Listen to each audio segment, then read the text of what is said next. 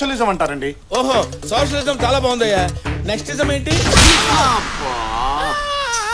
ఇదేమిజమయ్యా? Rowdyism.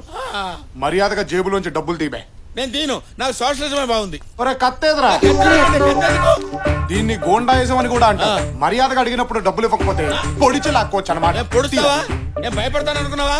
నీ socialism వదిలే, నువ్వే ఉంచుకో. పొట్టాడా? కొట్టండి. అబ్బా లేదురా, పెద్ద అమితాబ్ బచ్చన్. పొట్టండి సార్. చెప్పేది ఇంకోసారి నా దగ్గరికి కత్తి గిత్తి పిడి గిడి అని పద్దాక డబ్బులు అడిగావనుకో, టెర్రరిజం చూపిస్తా. టెర్రరిజం అంటే ఏంటి బాబు? ఒంగోబెట్టి వెనకాల బాంబు తోపుతా, తర్వాత ఏం జరుగుద్దో అడు చెబుతాడు. చెప్పరా.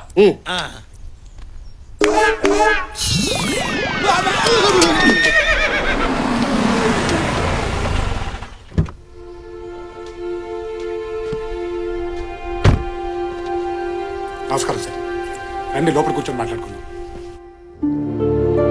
అమ్మా అమ్మా, కలెక్టర్ గారు వచ్చారు.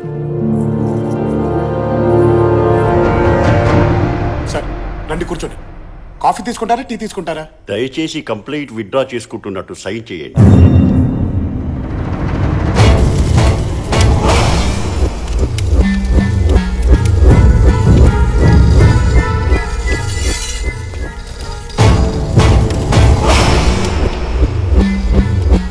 కాకి రంగు చూడటమే మాకు నచ్చదు. అలాంటిది మా ఇంటికే వస్తారా?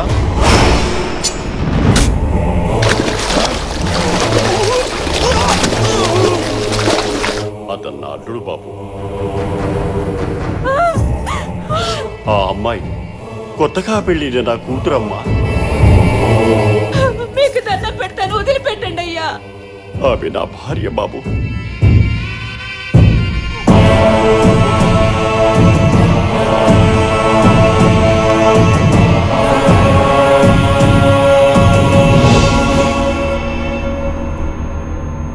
ప్రజాస్వామ్యంలో ఎవరైనా ఎవరి గురించైనా చెప్పుకోవచ్చు, అది మీరు వినొచ్చు. కానీ అది మా గురించే ఉండకూడదు. భగవంతుడు 2 చెవులు ఎందుకిచ్చాడో తెలుసా కలెక్టర్ గారు? ఒక చెవితో మనకు సంబంధం లేనిది వినినప్పుడు మరో చెవితో వదిలేయడానికి.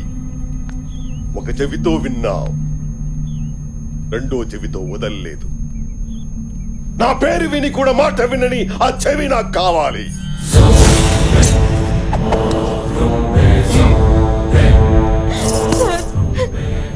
మీ గురించి తెలియక ఇలా జరిగింది. కంప్లైంట్ విత్డ్రా చేసుకుంటారు, దయచేసి వదిలేయండి సార్.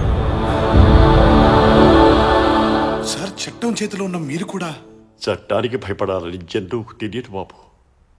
వాడి కాంపౌండ్ లో అడుగుపెట్టిన నా చట్టమే వణికిపోయింది. అతని ఆధిపత్యంలో 3 లక్షల ఓటింగు, 2 ఎంపీలు, 3 మినిస్టర్లు, 10 మంది ఎమ్మెల్యేలు అతని పక్కనే ఉన్నారు. నాకే న్యాయం చేసుకోలేను నేను, నీకే చేస్తాను. ఒక్కసారి నేను చెప్పేది కూడా విజయ, సంతకం పెట్టి పంపించు.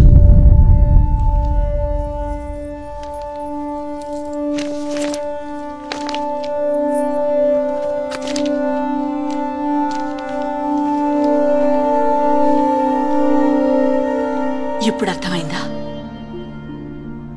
నువ్వు పుట్టి 25 సంవత్సరాలే అయ్యింది. ఈ గడ్డ మీద హింస పుట్టి 70 సంవత్సరాలయ్యింది. కలెక్టర్ కొత్తగా వచ్చాడా? ప్రభుత్వం ఇప్పుడే పుట్టిందా?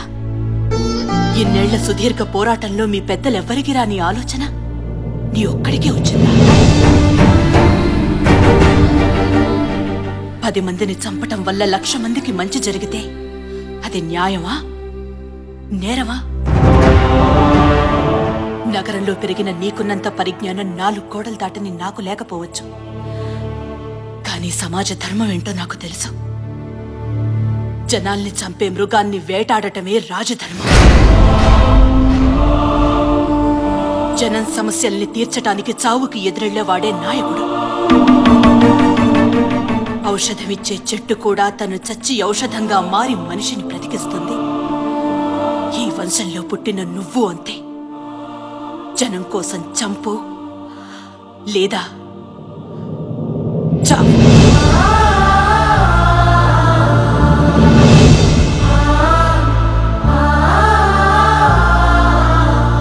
కత్తులు పట్టుకుని వాళ్ళు చేతులు కట్టుకుని నువ్వు నిలబడితే మార్పు రాదు. నువ్వెదురెళ్ళకపోతే ఇంకా చాలా దారుణాలు చూస్తావు. అమ్మా, సమస్యని పరిష్కరించడానికి ప్రయత్నించడం మొదటి దారి, చావు ఆఖరి దారి. నన్నే దారిలో నడిపిస్తాడు ఆ పైవాడే నిర్ణయిస్తాడు.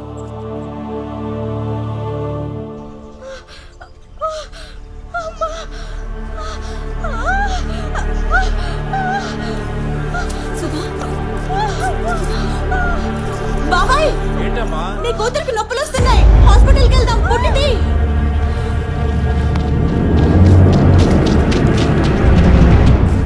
అయ్యా, ఆ ఊర్లో ఒక ఆడది బిడ్డను కనబోతుందంట. వాడు కొడితే 10 తరాల పాటు మన ఇంట్లో మగబిడ్డ పుట్టడానికి భయపడతాడన్నట్రా. మనం కన్నెర్ర చేస్తే కడుపులో బిడ్డ బయటకి రాకుండానే గుండాగి చేస్తాడని చూపించండ్రా. కోసేయండ్రా. పిల్ల ప్రశ్నించేటట్టుంది. పదరా, తొందరగా పాలువరా, తొందరగా పాలువరా.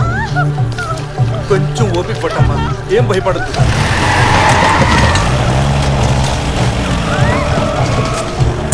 వీళ్ళు వచ్చారేంటి? అటు పాలువరా, పాలువరా, పాలుకు పాలువరా. రే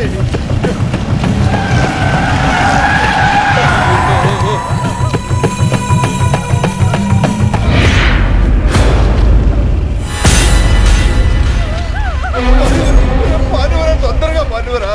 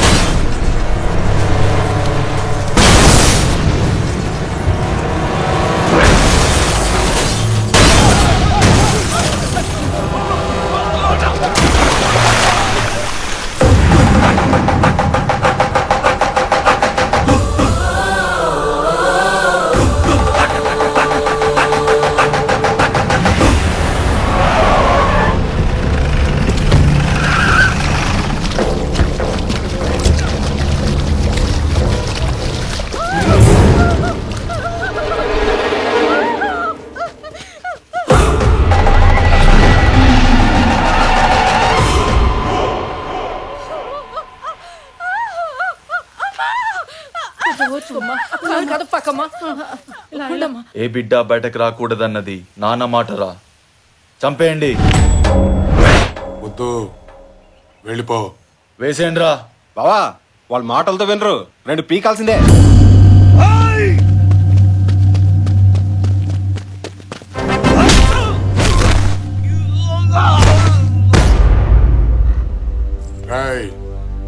చిన్నప్పటి నుంచి నాకు అలవాటు ఉంది, ఏదైనా చాలా స్పీడ్గా నేర్చుకుంటాను. నాకు మంచి చూపి నేర్చుకుంటాను, నాకు తప్పు చూపి సరిదిద్దుకుంటాను. చావు చావు చూపించొద్దు. ఒక్కసారి ఈ కళ్ళతో చూసిన చావు గుండెల్లోకి అక్కడి నుంచి తలకెక్కిందనుకో, నా చేతికో కత్తి, ఆ కత్తికి నీలాంటోడు దొరికితే నీ కోస్తే కుట్లేంచుకోవడానికి ముక్కలు కూడా దొరకవు. మా బలం ముందు నువ్వెంతరా? బలమా మీద? పంది బలిస్తే ఏనుగవదరా వెర్రి.